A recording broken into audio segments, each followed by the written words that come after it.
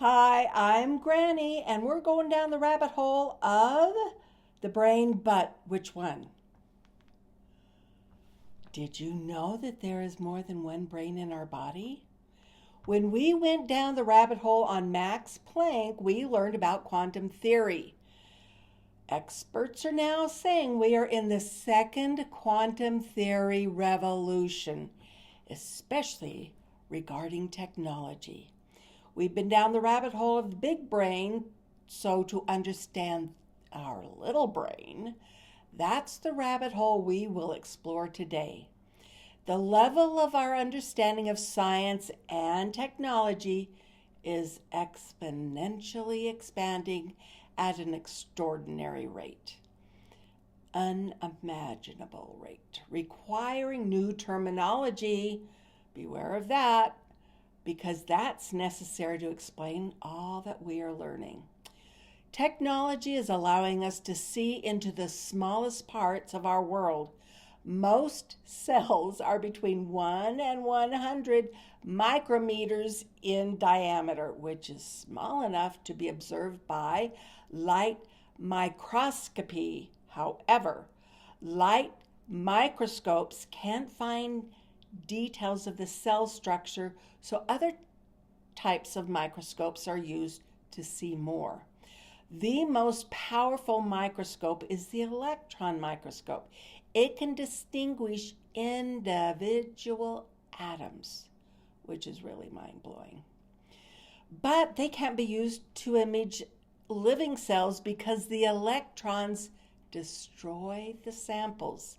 Electron microscopes damage cells by the energetic electron beams that they use cause radiation damage to the living cells.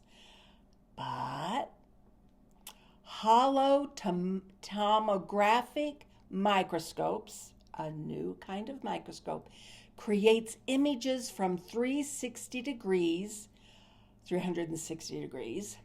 between light beams or using light beams with interference patterns to create a hologram, which is really mind-blowing. This type of microscope uses less energy than other microscopes, so it doesn't destroy the cells being observed, and they can look at it in a 3D image. Because of the second quantum theory revolution, we are learning so much from this new technology. Remember when we went down the rabbit hole of the circadian rhythm in our eyes? We learned about the suprachiasmatic nucleus, sometimes called the master clock, that are found in the hypothalamus. And there's two of these structures, and within just one of them, they have found 10,000 cells in each, containing in each of these cells a biological clock. In the same way, our microbiome follows a 24-hour circadian rhythm with its own biological clock. Hint, hint. Scientists have also discovered that almost every major tissue in our body has its own internal clock, programming it to what it should and when it should turn on and off. These internal clocks can be modified through experiments such as those experiments I mentioned when we went down the rabbit hole of circadian rhythm. Studying the suprachiasmatic nucleus or master clock led scientists into that huge rabbit hole chamber I've mentioned before. When we look into a cell and understand how it functions, this is another aspect of the second quantum theory revolution. That chamber that I've mentioned has a quantum level of branches. It is through understanding things about our bodies at the cellular level that is helping us understand that we have essentially two brains, a big brain and a little brain. Known as the enteric nervous system, our second brain is our gut or digestive system. Yeah, that's weird. It is made of sheaths of neurons in the walls of the alimentary canal, or our gut, which is, if you were to stretch it out, it's about 30 feet. But if you were to unfold the many layers contained within our gut and smooth it all out, there would be about 4,305 square feet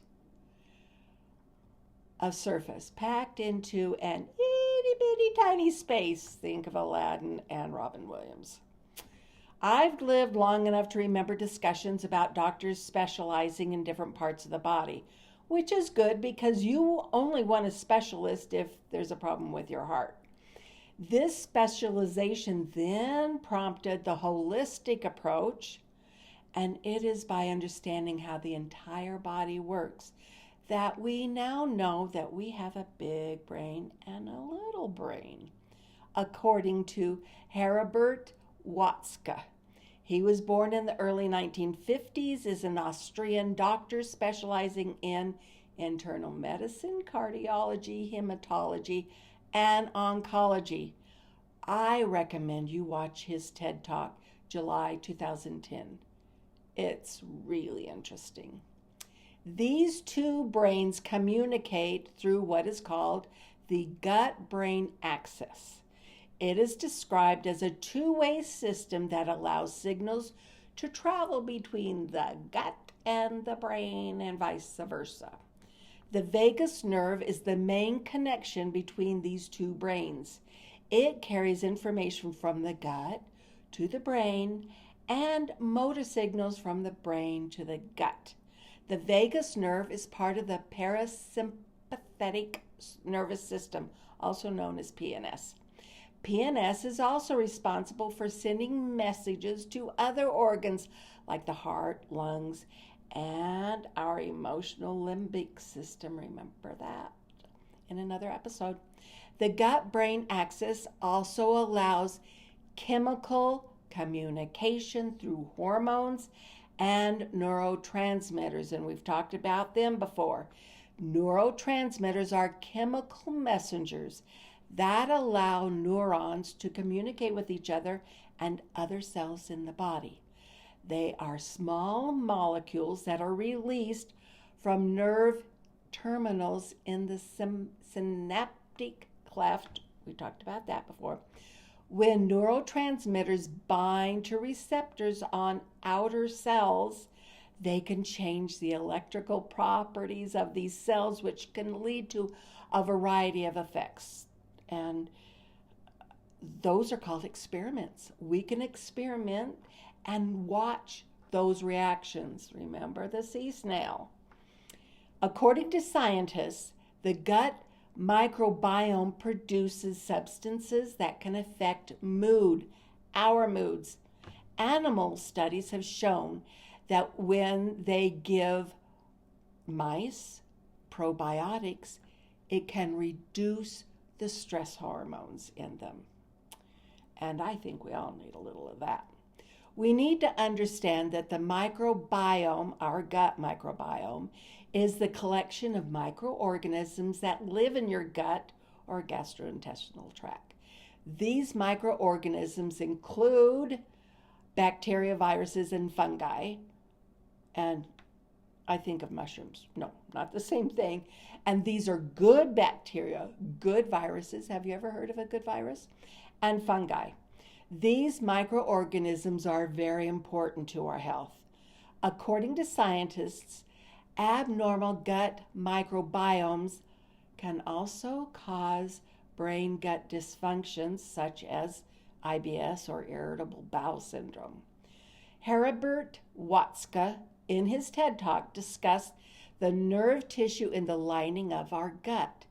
He said there are 500 million nerve cells and 100 million neurons in our gut. That's really interesting. It is this structure of nerves that creates our little brain.